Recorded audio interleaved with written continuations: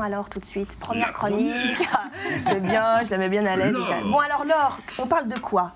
De l'image de soi. De l'image. Aujourd'hui, je voudrais vous expliquer ce qu'on entend par image. Quand on parle de coaching d'image, qu'est-ce que c'est cette fameuse image? Est-ce que c'est juste les vêtements, la coiffure? Alors oui, c'est les vêtements, ça rentre en compte, coiffure, effectivement. Mais c'est aussi c'est pas que ça. L'image, c'est vraiment un vecteur de communication. Ça compte, effectivement. Oui, est-ce que ça compte, ce genre de coiffure? D'avoir des cheveux ou pas des cheveux? Bien sûr, ça donne une certaine personnalité, c'est un mauvais évidemment. départ, Et du charme. Donc l'image, c'est vraiment un vecteur de communication qui rentre dans la communication globale.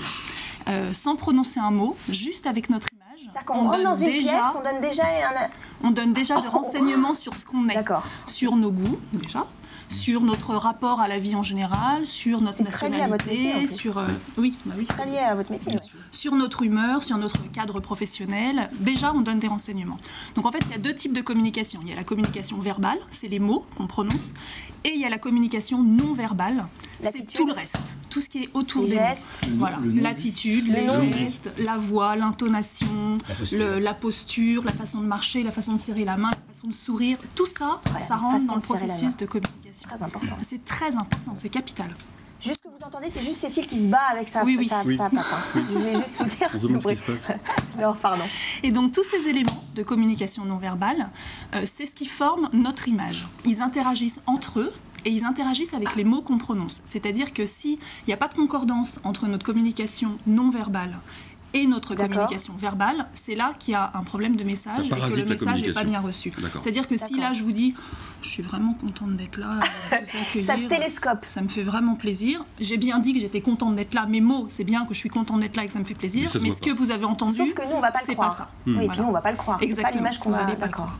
Et bien ça a été étudié dans les années 60 par un psychologue américain qui s'appelle Albert Mehrabian et qui a montré que dans la communication, les mots ne rentrent ne compte que pour 7% dans cette communication. Et que tout le reste, les 93% qui restent, on les voit à l'antenne. C'est visuel. C'est l'image. C'est-à-dire que les mots ne servent à rien. On n'a pas dit ça. Les mots ne servent pas à rien, mais les mots ne sont pas du tout suffisants. D'accord. Et donc c'est vraiment important d'avoir une image qui colle avec nos mots. Donc ça veut dire qu'un chef d'État, par exemple, ou un responsable, un maire, etc., quand il prend la parole pour les vœux, par exemple, on va plus s'intéresser à comment il est sur le bien sûr, mais ça c'est étudié. C'est intéressant. C'est très étudié. On va regarder sur Internet, tous les chefs d'État sont passés au crible tout le temps pour toutes leurs déclarations. La gestuelle et tout. Ouais, exactement. D'accord. Et donc on ne peut pas ne pas communiquer. Comme vous disiez, quand on rentre dans une pièce, avant même d'avoir dit bonjour, la personne en face s'est fait une idée sur nous. Elle a attrapé le message qu'on renvoie avec notre image, elle l'a décodé, elle l'a interprété et c'est fichu. Enfin, on peut pas. C'est difficile de revenir en arrière. D'accord. Donc, notre image parle avant nos mots, avant même qu'on ait parlé, entre nos mots et sous nos mots. Donc c'est vraiment important de prendre conscience du message qu'on renvoie et de ce qu'on communique. On ne peut pas contrôler ce que les autres se disent parce qu'on n'est pas dans leur tête. On n'est pas dans leur tête, on ne connaît pas leur histoire, on a tous des histoires différentes et on ne voit pas tous le monde avec les mêmes lunettes.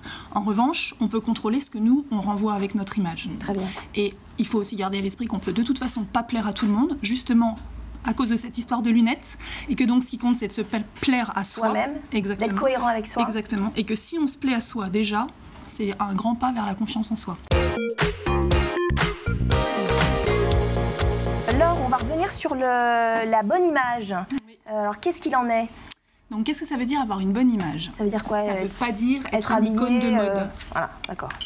Avoir une bonne image, d'abord, c'est avoir une image juste par rapport à soi, par rapport à ce qu'on est. C'est-à-dire avoir une image qui correspond à notre personnalité, qui est vraiment notre identité rendue visible. Ça, c'est la première, c'est vraiment la base. Pour pas être déguisé, c'est ça ? Pour pas se sentir déguisé ? Voilà, pour pas se sentir déguisé, exactement. Ensuite, il faut avoir une image crédible par rapport à ce qu'on prétend être. Notre image ne dépend pas que de notre bon vouloir. Sinon, on trouverait des chefs d'entreprise en pyjama, des chroniqueurs avec des oreilles de lapin et des cuisinières en Goldorak. Oui, il y a des personnes que ça dérange moins. Mais bon, normalement, on a quand même plus ou moins conscience qu'on respecte des codes sociaux et professionnels. Ensuite, il faut avoir une image stratégique par rapport à un objectif qu'on a. C'est-à-dire qu'on ne s'habille pas pareil quand on vient présenter son métier à une émission de télé ou quand on va dîner le soir avec son amoureux ou quand on se présente à un entretien de recrutement. Donc, il faut avoir cette intelligence de la situation. tout en se respectant et en respectant sa propre personnalité. C'est-à-dire que c'est pas soit une image juste, soit une image crédible, soit une image stratégique. Il faut réussir à allier tout. Tout ça. Et en plus, il faut avoir une image confortable. C'est-à-dire que si on a un pull qui gratte, des chaussures qui font mal aux pieds, on ne peut pas avoir une bonne image. C'est très important. On ne peut pas être à l'aise. Voilà, on ne peut pas être à l'aise, exactement. Donc c'est vraiment important de respecter ces 4 éléments-là. Et il y a certaines personnes qui pensent qu'il faut faire le choix entre l'être et le paraître. Or, le conseil en image, c'est vraiment un des objectifs, c'est vraiment de montrer aux gens que non, qu'on ne fait pas le choix entre ces deux-là, qu'il faut vraiment allier les deux, et au contraire que ça permet de se mettre en valeur. Voilà. Donc il y a des gens qui ont conscience qu'ils ont besoin d'améliorer leur image, et puis il y a des gens qui n'en ont pas conscience. Donc, David. Non, je rigole. Non, mais avec plaisir, je serais bien installé. Non, mais je rigolais. Mais est-ce que préalablement, il n'est pas nécessaire de véritablement bien se connaître avant? Voilà. Alors c'est pour ça, quand on parle de coaching d'image, c'est pas un mot à la mode. C'est parce que le coaching, ça a vraiment une dimension particulière qui est qu'on accompagne la personne effectivement à prendre conscience de son image et à prendre conscience de ce qu'elle souhaite pour son image. C'est un travail sur soi. C'est un travail sur soi et on l'accompagne à aller vers l'image qui la représentera le mieux. En cohérence possible. avec elle. Voilà, exactement. D'accord. C'est un audit.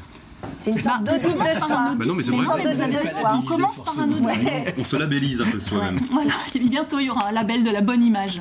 Je vais voir ça avec M. Dagneau. Pourquoi pas. Très bien, c'était tout. Voilà. C'était super. À chacun de faire de son image un atout pour sa vie personnelle et professionnelle. Très bien.